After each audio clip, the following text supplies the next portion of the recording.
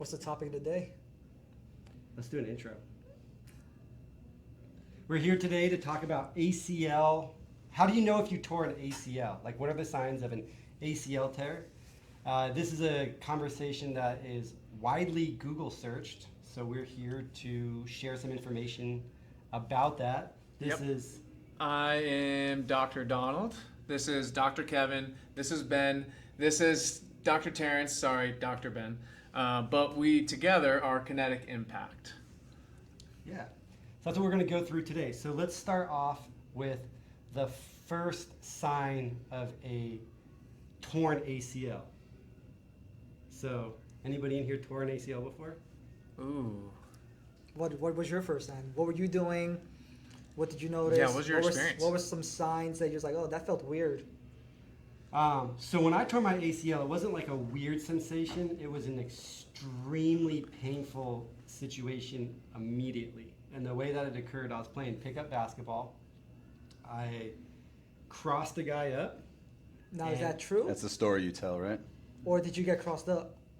Look, the ball was in my hand. Right. Well, the story is in your hand too. Okay, look. The way I remember it, the Lakers were about to draft me. All right. No, I was playing basketball. I crossed this guy up, and he fell into my leg as I was making my move. Right. So I think most of the time these ACL injuries occur, they're non-contact, and mine was a combination of contact while being in a vulnerable position. So that's how mine occurred, but often these just occur without any kind of contact whatsoever. You'll just hear a really, really loud pop. So I think one thing is, was there a loud pop, and did you feel a weird shift in your knee? Yeah. So for me, it was a loud pop, shift in my knee, and then within a very short time period, my knee was swollen, like very, very swollen. How soon? So mine happened within like the first hour of it occurring. Like my knee was really, really swollen, and it was very, very painful. And I went to the ER the next day because like the next day my leg was really, really swollen.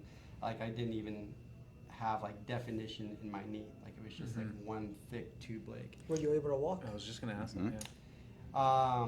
So I remember like I immediately knew I hurt myself. I don't know if any of you guys have ever been in that experience where you're like, I'm hurt. Like, immediately hurt. So that was the first thing that happened is like I knew I immediately hurt myself. So I jumped up right away and like, I'm good. And then I went down right after I jumped up. And what was your question? Were you able to walk? No. So like I was hobbling, right? So I could not put pressure on it. Now here's the other thing though. I've seen athletes come in that are like really conditioned athletes, youth athletes that don't always hear a pop. They feel something funny. They go down. Sometimes they're not able to walk. They think it's maybe something that's not as bad. And then the next day they wake up and their leg's blown up or it feels like it's going out. Other things that happened to me is later on that day, I was trying to walk and I felt the shift in my knee. Like I'd feel my knee shift and my leg went out from underneath. Did it feel like it gives out on you? It completely gave out on me, right? A couple times. Like I felt like a shifting sensation, which is a really, really uncomfortable sensation. At what point did you feel like the swelling started to go down? Or what did you do for swelling? Yeah, so I think like my course of care, and this is like almost 20 years ago. And you could talk about the bad care, Yeah. and then we can go over. I had really, really bad care. So what happened, I was immobilized for multiple months. So I went to the ER, they wrapped my leg up. They're like, this looks really, really bad. They immobilized me. I wasn't able to get to see a primary care physician for like 6 weeks. So I was immobilized for 6 weeks, right? Before I even saw my primary care physician. After I saw the primary care physician, he looked at me, he's like, you tore your ACL. And we're going to try to schedule a surgery. And he's like, I didn't have a lot of confidence in the first person I saw because he told me that my timeline to be back on track was like, he's like, it'll be fine, we'll do the surgery. He's like, within like 90 days, you should be back doing stuff. And at the time, even then, I knew that that didn't sound right. So then I found another physician just because I wasn't comfortable with the information that I heard. That took me another like 4 weeks. And I was still immobilized because I didn't start any physical therapy. I went and found another doctor. So for close to like 90 days, my leg was immobilized. And if you immobilize a leg for like 90 days, what's going to happen is you get tremendous amounts of disuse atrophy. So like my leg lost a lot of size. And by the time I went in to actually have, so that was like meet with the physician, then have the procedure done, a lot of time had passed, very minimal exercise occurred, and I was kind of like in what I would consider like one of the worst case scenarios coming out of that. But I think that's atypical. I don't think things like that happen anymore.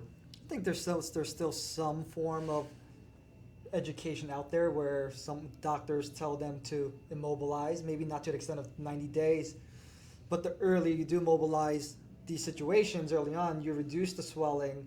You want to gain as much quad strength back early on, so when you do get back into surgery, you have a better high likelihood of success coming out of it. Like your range of motion is not as stiff, you're able to achieve flexion extension much earlier, and then your quad neuromuscularly able to fire up much better because you have done some of the work. Whereas like where your case, 90 days of the being locked down, you don't have any of that opportunity. It became a very stiff knee. When you have a stiff knee, you lose opportunities to do all those type of things. Yeah, and I lost tremendous amount of confidence in my body, in my leg. And I remember like being around like 4 or 6 weeks post-op, and I was sitting down on the toilet, and I was looking at my legs, like looking down on them, and I literally could put my hand around my quad. So about the same size as my leg? it was bad. I just did that. Is that a thing? So like I lost so much size, so much strength, so much confidence, and like it was just, it looked terrible, right? And I think like something I could have done very, very easily could have done is started doing like isometrics, started to build my quad strength, started to get my legs strong in stable, safe positions, and keep the muscle tone. And if I would have done that, I would imagine like my progress going into it would have been better. My pain afterwards would have been so much better, because I mean, you think about just the average person or athlete that we see that has like deficiencies in quad strength and how that correlates to different kinds of knee pain clinically. You go into a big surgical procedure like an ACL repair, and then you come out of it with a massive quad deficiency already, like your pain levels are going to be higher. I think that being able to keep good quad strength will help decrease pain, right? Will allow for better pain modulation post-surgery, pre-surgery, and at any point with that. Definitely help with confidence. Yeah, and then the swelling, right? Like I had it immobilized, so my swelling never left, right? I had swelling like all the way up to the day of surgery. Yeah. And post-surgery, I had to get my knee drained twice. Got it. Okay. Whoa. So dang. So that's okay. Tore ACL playing basketball, then took sounds like 10 to 12 weeks to get to the doc that you preferred, because you weren't able to get to the PCP for a while, primary care physician.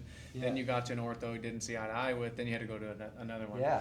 Right. We're immobilized throughout this entire process, kind of like, and then had some complication after the operation too. So it kind of opens up the avenue to talk about a lot of different things. Yeah. Even though you got like bad care, like it opens up your eyes to the importance of like what good care kind of looks like. Sure. But the first thing I want to cover on there is kind of like. Lastly, they also did a meniscal repair that didn't repair. So they did an ACL and they did a meniscal repair. That was the meniscal repair. The sutures didn't hold, right? it So was a unsuccessful. meniscal repair, you go in and you stitch that piece of cartilage in between the thigh bone and the shin bone.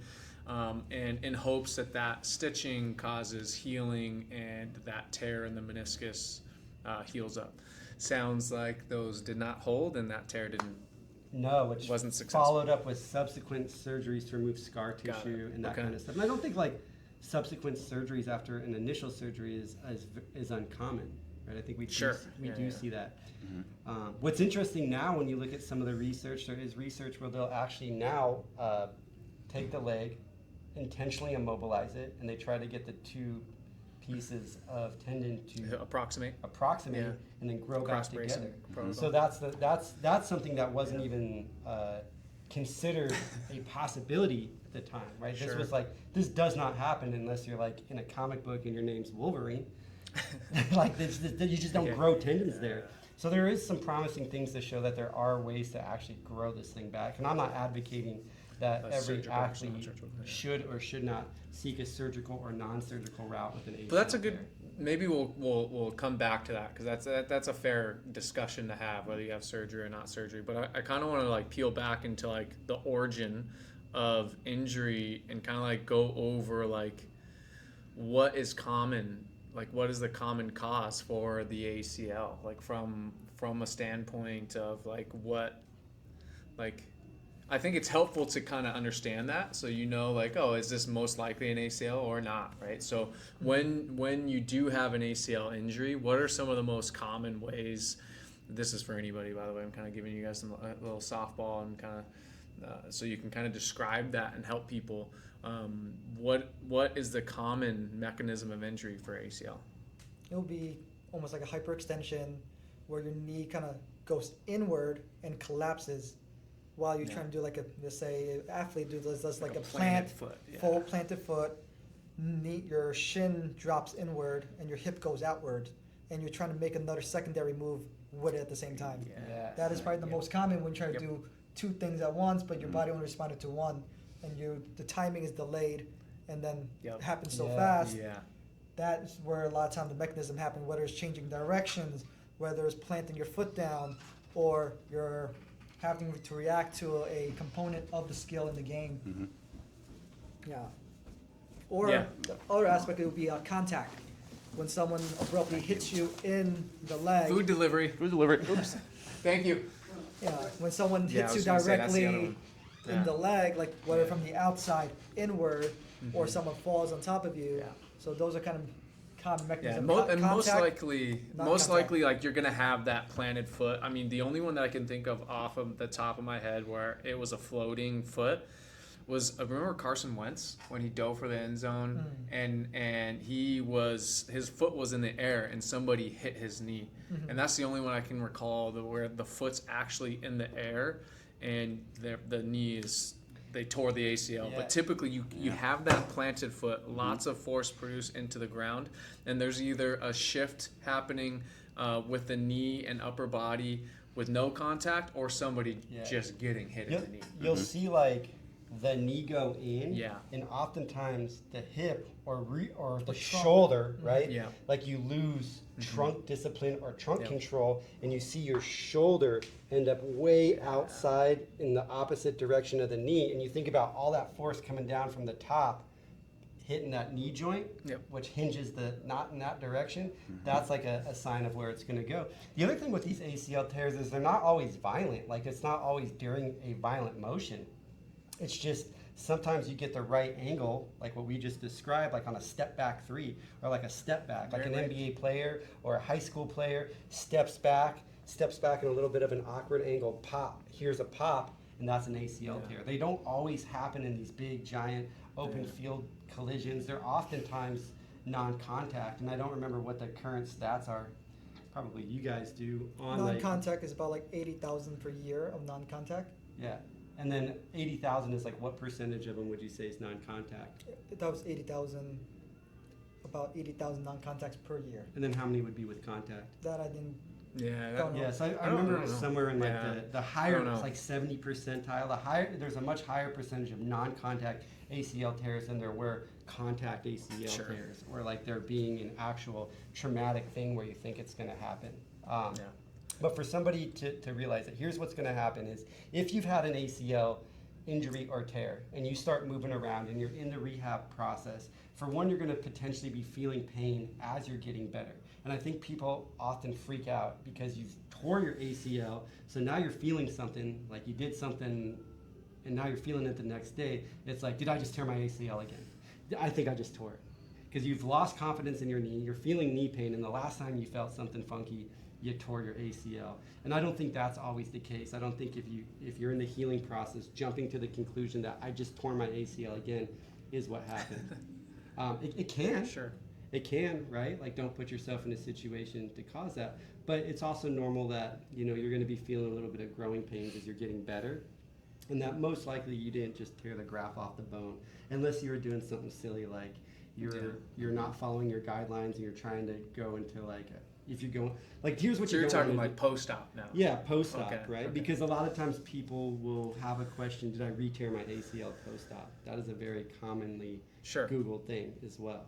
And most likely you didn't, but you still might be feeling pain. And you know what? The same symptoms that occurred pre-op are the same symptoms that would happen post-op. So This is a great segue. That's what I wanted to cover next, right? So the most common way to tear it is that all those checklists that we kind of went over, and then now like let's say immediately post that incident, we'll call it, or injury, what signs and symptoms, or even at the moment, because you had already mentioned the pop, like the audible pop that most people typically feel when that happens, right? Because it's a very strong structure, you typically feel that pop. What are some other signs and symptoms that somebody can expect when they do have an ACL tear? severe swelling. Yeah, immediate swelling. Immediate Yeah. swelling. You get tremendous swelling typically. Now you can be like there's always outliers, right? There's Sure. always people that you'll come back to them and they have this thing. It doesn't even seem bad. They're not that their pain level isn't crazy. What they're describing is they feel like they're like Sure. giving out on them. Right? Yeah. But for There's most- always going to be freaks, but what But are for the most typical? people, man, it is swelling. Like you'll see Yeah. red and then hot. So like, the pop, the swelling, Heat. the okay, yep, the heat, The weakness, the buckling, yeah, Buckling, yeah. Instability, instability, yeah. changing gait. Yeah, unable to walk or have to walk with a really bad limp, Mhm. right? Okay, yeah, I agree. I think all those are really good signs. And then to allude to those exceptions that Dr. Ben was talking about, like we've seen a client, a judo competitor that we did a table test with, wasn't a whole lot of like signs and symptoms that would say this is an ACL, then got the MRI and then it was an ACL. So I think that's another thing too. It's like that is going to segue to the next thing I want to talk about is what to do next. I do think it is very important if you are suspecting these things and these things kind of sounds like, oh, this kind of sounds like me, or this kind of sounds like it could be this. When in doubt, I think the best thing to do is to get that MRI as soon as possible. But let's say somebody does suspect that ACL tear. What's the advice that you have for them to avoid the terrible experience that you had, right? What's the advice that you guys would have for them to make sure that to put themselves in the best situation to bounce back, get the information they need, and all of that stuff, right? What is if your little sister or little brother tore their ACL today and they just called you, what would be your quick steps? Say, hey, you got to go do this today in the next 2 days to the next week. You're gonna go find a good practitioner, Yeah. because from the good practitioner lens, they can educate you on the next following steps and guide you towards where to go. Whether it's to a doctor, they can rule out if it actually is a true ACL tear in clinic, and then use the referral to the MD to get an MRI. So just going through a physical therapist first, or an athletic trainer, or even a sports chiropractor. That way you guys can just go through that way first before you guys jump into it, because maybe give you ideas of how to manage your swelling through that. Be able to kind of work on some gentle range of motion, maybe some reassurance of what's going on, and Yep. just having that time spent with a one-on-one setting. Yep. And laying out the expectation of what can actually happen and what actually looks like of the rehab from start to finish, Right. and what does it actually mean right now, versus they can go into a doctor sometimes. It can be scary because they just give you exactly is black or white, is torn, it's not torn, and then if it's less not torn, then what does that leave you with Right. for the next step, right? Mhm. Oh, you'll be good in a couple weeks. Do they send you back a little bit too early now, which can put you at a risk for a secondary injury at that point? So I think making sure like you find a good clinician at first to give you the expectations of the process Mhm. and what that can look Mhm. like. Got it. Yeah, getting those expectations, getting kind of coached into some of those things that would be helpful for them in the short and long term. Yeah, I would And say what like else you guys got? coming from the perspective of an injured athlete. What are you leaning forward for, man? That's not even where the mic is. What are you doing? I was trying to lead to this. One right here. Yeah, right there. I'm just kidding. Coming to the perspective of, I don't know if I gotta talk like soft, soft in his ear. Yeah. I think like one thing that's really important. It's kind of like this. For one, it's like understanding what is progress, right? So you have to accept the fact that you're injured, and it's okay to be injured, right? So accepting the fact that you're injured, and then getting out of the state like that that it's all over, right? Because there's two things that can happen with this. For one, you can work on something, and something can get better while this is getting better, right? So the rest of your fitness, like you have, let's say you tear your left ACL, you have a right ACL and a whole entire right leg. You have 2 arms and a torso. So one thing is staying in your routine, whatever that looks like. So you can still train at certain levels of intensity. You can still keep your body fit. You can still keep your mind sharp. You can still be a good teammate, because that's really, really important, being a good teammate while this is going on. Just realize like it's a very depressing experience when you lose faith in your body, but you'll be able to gain that back. Most of the time what I've seen with young athletes that meet people like Terence and Kevin and Donald, they come back stronger than they were. Like they're a better athlete after the process of tearing an ACL. It's the true gift of injury. Like you got hurt and then you're coming back more bulletproof than you were before. So you get this opportunity to really like dial in your training and then realize it isn't weight. Like you do not need to wait until your surgery, right? It's like the thought process of like, I'm gonna start my diet in 2 months. So until that happens, that's like your surgery date, I'm gonna eat pizza every single day and just get into the worst shape possible before I start cutting. It's like, why would you do that? Why don't you start like doing things now, so if you are gonna start whatever the goal is, you hit the ground running and you're ready to kill it. I think the last time I had to get like a knee surgery, I had to get my knee scoped out and cleaned up. And I went into that surgery like in physically some of the best shape I've been in a really, really long time, because I wanted to make sure like once I was out of surgery that I didn't have any excuses for why I wasn't in shape or why I wasn't fit, and that I was just gonna give myself the grace to allow this to catch up to the rest of me, because I'm gonna keep the rest of me solid. So now not all of me is trying to get into shape, just this one part of me is trying to get into shape. And I think that's a really, really important thing for a young athlete or any athlete to realize. Like, it's gonna be okay.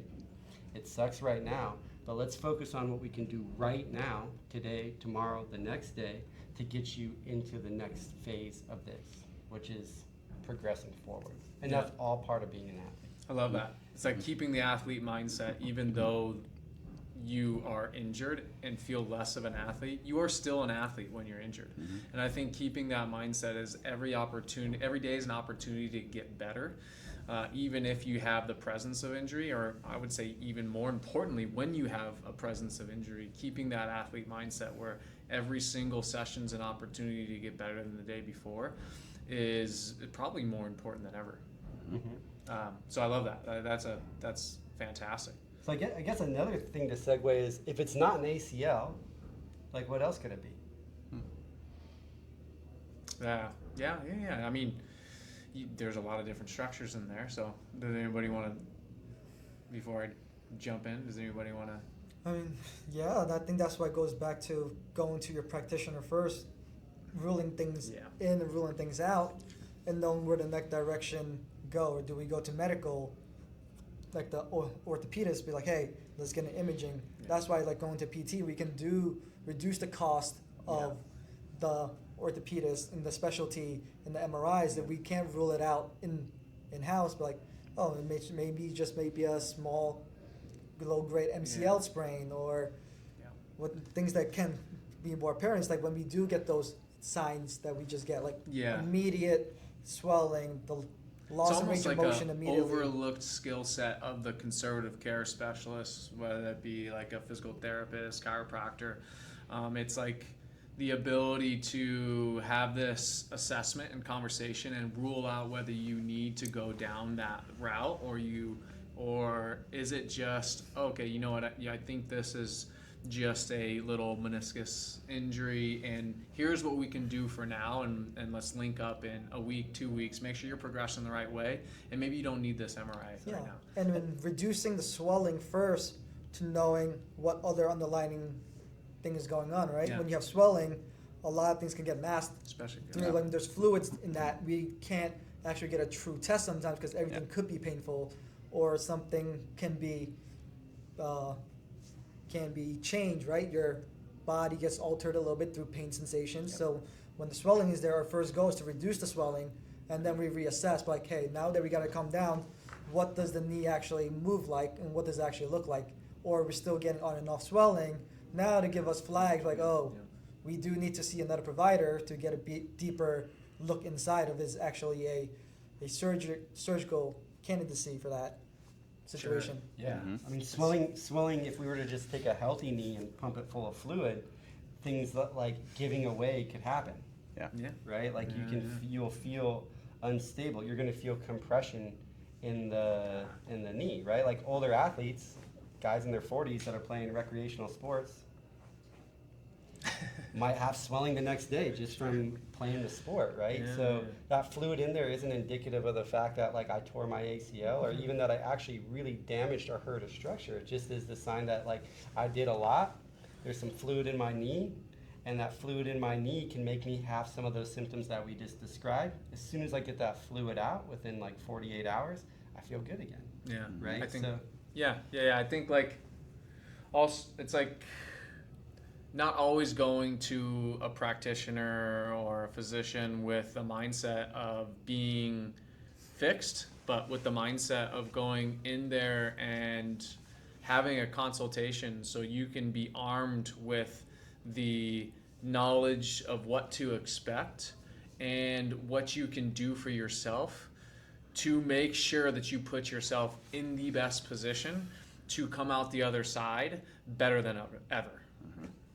That's another thing that I think is overlooked, is just changing that mindset of being, oh, I need to be fixed, to let's get some consultation on how to best move forward. Yeah. Right. Yeah. And I think it speaks to Ben's point where like you don't want the rest of your body to go to crap while you're, if you say you do, knock on wood, have an ACL injury. Yeah. You got the whole rest of your body that can stay fit. You can keep your general wellness up. And on our side of things also, it's pretty useful. We'll use limb symmetry as a means of returning to sport, and like when someone is prepared to advance their rehab, and if they let their non-injured leg deteriorate as well, right? That's not a fair bar in an assessment to actually get back to sport, because that limb has also gotten worse throughout the rehab process. So if it's symmetrical to a weak, if both sides are weak now, Right. So if you then started, there's an issue. Yeah, if you Yeah. started here and then your ACL injury brought your injured limb down here, and you don't do anything, you're going to disuse your non-operative leg too, your non-injured leg. So two things there, because this could open up a very Yeah, it's gonna get interesting deep. topic. Yeah, I think Very this is interesting like a topic. whole nother thing that we could go over in a series too. Yeah, Like so- it'd be a good thing to go over. Here's what I want to share about like symmetry, or like limb symmetry, or any kind of symmetry. We want to look at symmetry in two capacities, right? Like there's visual symmetry of right to left. Like, do I look at your left leg and you got like a Bambi leg on one side and then you got a bison leg on the other side? We got some clear asymmetry. However, like athletes that have had asymmetry for long periods of time, like athletes of myself, I don't think the expectation is always that you're going to get a visual symmetry. What you want to see is a symmetry in potentiation of action and a symmetry in potentiation of force production. And this is where having objective measures, and we don't all have these, but having things like jump mats, force plates, ways that we can test like leg extension, action potentials, that's where I think you want to see symmetry. So there's functional symmetry versus visual symmetry, and I think functional symmetry is far more important than visual symmetry, especially with an athlete that's had chronicity of like past histories of ACL. What are you talking about, bro? I want those juicy quads. Mm-hmm. Me too. But if I mean, it's not as juicy as it should be, but it can It can do the pop- work, yeah. It can pop fast. I think that's Sure. That's what we're really, really looking for, you know. And Yeah. I think time of duration of injury, Yeah.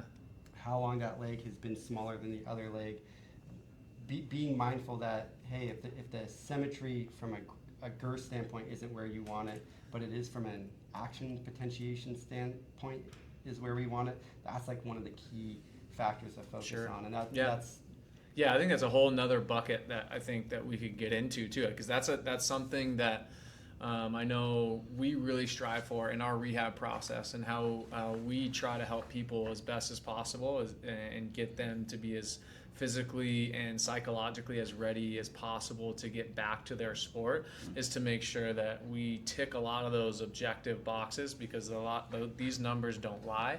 As well as hitting like movement qualities, and as well as making sure that they're as confident as possible before returning to sport. But I think having a return to sport talk on this topic would be extremely helpful for people. And I think maybe that's what we'll do next. So if I'm trying to return to sport, how long is that going to take me?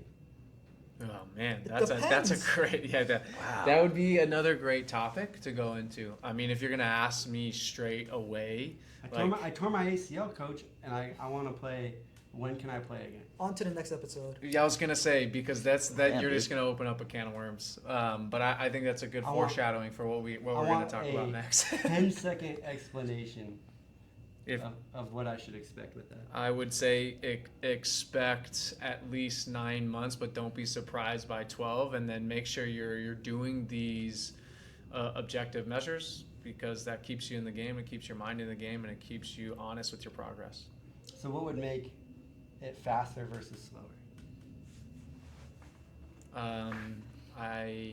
That's a great question. The injury type, your genetics, the amount of work that you put in early and often, and the amount of recovery that you allow between the work that you put in. I would say that are the probably the biggest factors from my personal point of view.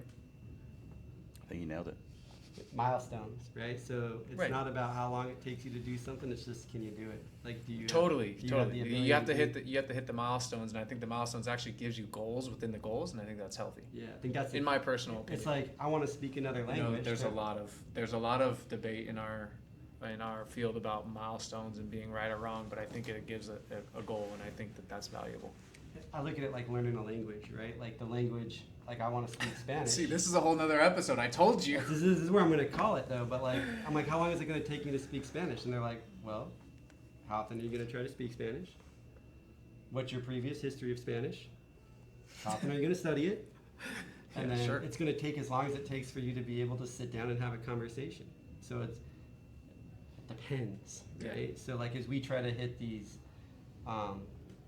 as we try to look at like our body as like a language, our body needs to be able to hit these, it needs to be able to conjugate verbs, it needs to be able to understand past and present, and it needs to be able to have basic lingo, right? So if we can start to build on competencies, we'll be able to get fluent in the sport we want to play again. That might have been awkwardly what put a together. deep I've never heard that comparison. metaphor. I've never heard that metaphor before. Yeah. I like it. I like it a lot. Was it good or bad?